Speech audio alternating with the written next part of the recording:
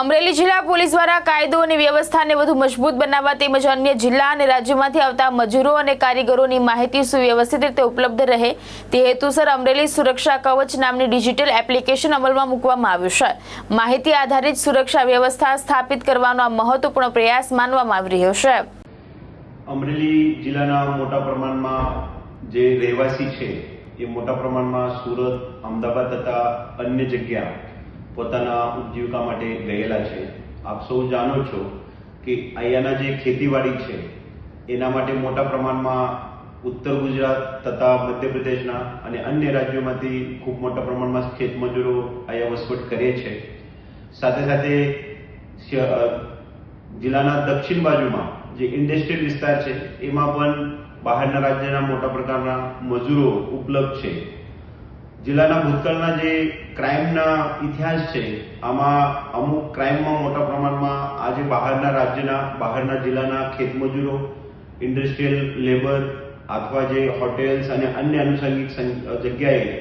કામ કરતા મજૂરો છે એમના તરફથી ગુના આચરવામાં આવતા હોય છે અને એ લોકોની ધરપકડ કરવા માટે જિલ્લા પોલીસને ખૂબ જ ચેલેન્જીસ આવતી હોય છે। તે માટે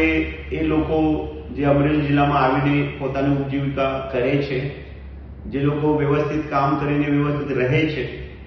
તે લોકો માટે અમે જિલ્લા પોલીસ તરીકે તમામ પ્રકારની મદદ કરીએ છીએ। પરંતુ જે લોકો અહીંયા મજૂરી અર્થે આવીને પોતાના ખોટા સ્વાર્થ સાથે પ્રોપર્ટી ઓફેન્સીસ, બોડી ઓફેન્સીસ, પોક્સોના કેસીસ, નાર્કોટિક્સના કેસીસમાં પોતાનો સમાવેશ કરે છે અને અહીંનું જે સામાજિક જીવન છે એ જીવન ઉપર એક પ્રકારનું ખરાબ વર્તન આચરે છે તે રોકવા માટે જિલ્લા પોલીસ તરફથી આ તમામ જે મજૂરો છે એનું એક ડેટાબેઝ બનાવવાની કામગીરી હાથ ધરવામાં આવેલ છે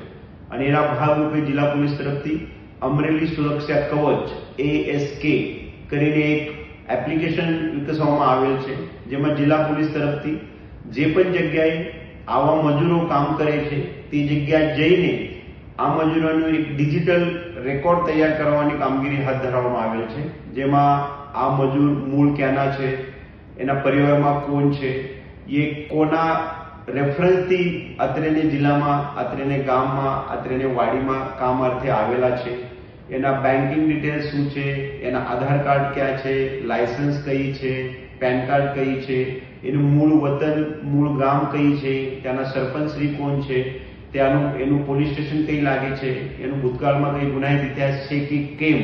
એના પરિવારના અન્ય સભ્ય કોણ છે, એના પાસે વાહનોની વિગત શું છે,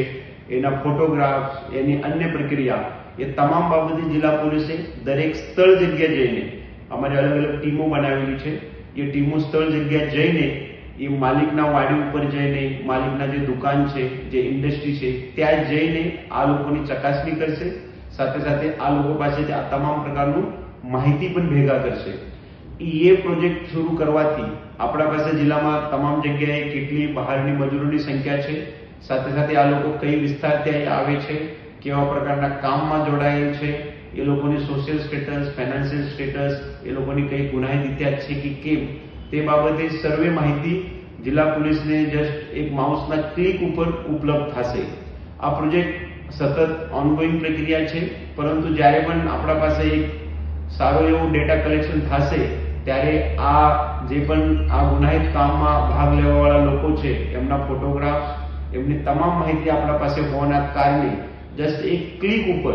આપણે આ લોકોનું તમામ પ્રકારનું ડેટા જોઈ શકીએ છીએ। આ લોકોની ધરપકડ કરવા માટે, ગુનાના ડિટેક્શન માટે અને આપણા વિસ્તારમાં જે પણ લોકો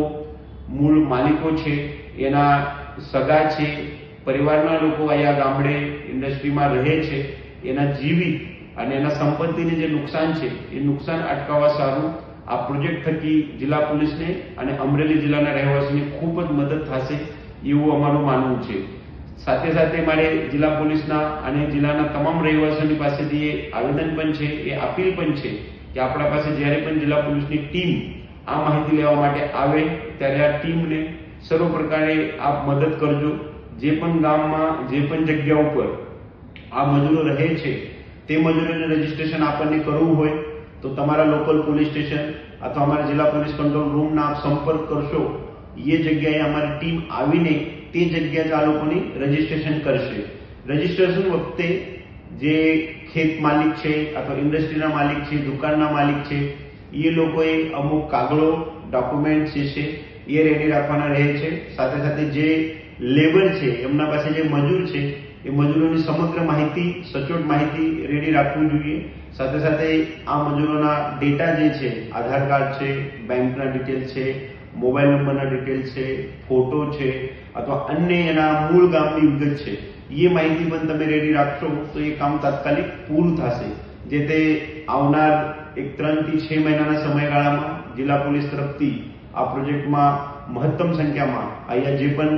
લેબર આવે છે નવા ખેતીના સિઝન દરમિયાન, નવા ઇન્ડસ્ટ્રીના સિઝન દરમિયાન, એ તમામ લોકોની આપણે રજીસ્ટ્રેશન કરીને એક સારો એવો ડેટાબેઝ બનાવશું.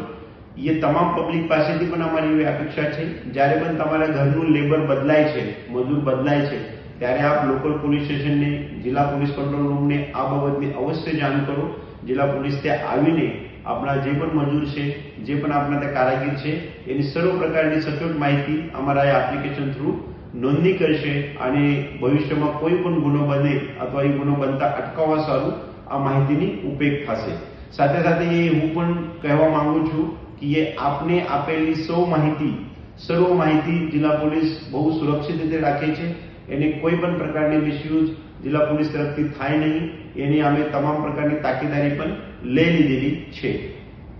સરફરાજ ખોખર, દ્રષ્ટિકોણ ન્યૂઝ, અમરેલી.